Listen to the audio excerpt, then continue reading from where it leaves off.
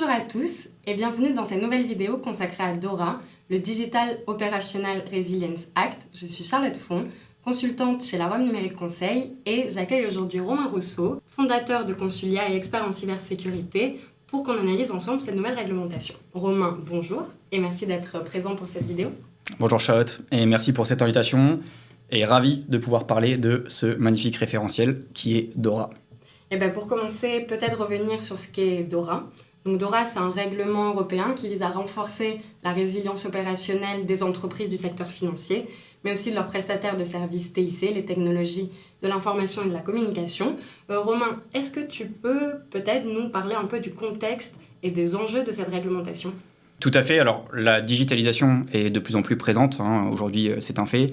Et on retrouve les entités financières de plus en plus exposées à des problématiques de cyberattaque, de problématiques de continuité d'activité. Et c'est dans ce cadre-là que la notion de résilience opérationnelle a vu le jour. Alors, c'est un terme qui est globalement très à la mode, mais qui a un objectif double. Cet objectif, il est à la fois d'assurer la stabilité du marché financier, mais également de maintenir la confiance des clients. Pour appuyer cette résilience opérationnelle, c'est là que l'Union européenne a créé DORA. DORA, règlement qui va donc viser à uniformiser les exigences à destination des entreprises financières.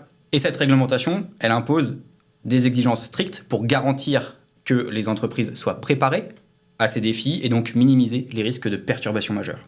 Très bien. En fait, parmi ces entreprises-là, on peut citer notamment les banques, les compagnies d'assurance, les entreprises d'investissement, les prestataires de services de paiement, les infrastructures du marché financier également. Cette réglementation s'applique aussi aux entreprises prestataires de services TIC, ceux agissant pour le compte des entités financières, tels que leurs hébergeurs de données. La réglementation entre en vigueur le 17 janvier 2025. Il est donc impératif pour toutes ces entités-là de se mettre en conformité avec les exigences de DORA.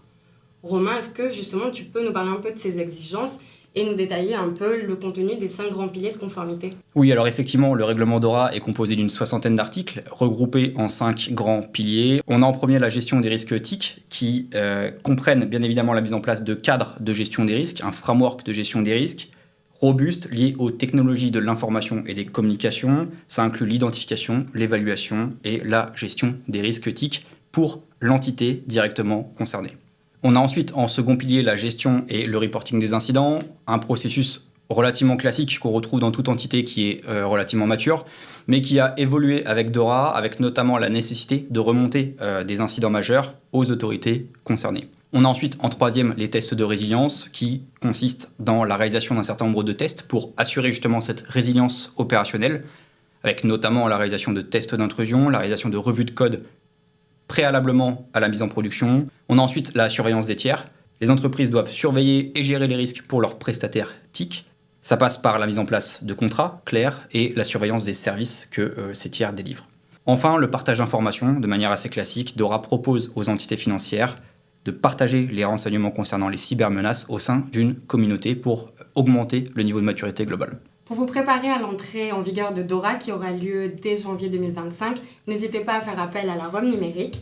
Et si vous souhaitez vous former à cette nouvelle réglementation, sachez que nous organisons 2 sessions de formation certifiantes PECB. Tout à fait. Une en novembre et une en décembre prochain. Pour consulter le programme et vous inscrire, suivez le lien en commentaire ou rendez-vous sur notre site laromnumérique.com. À bientôt. À bientôt.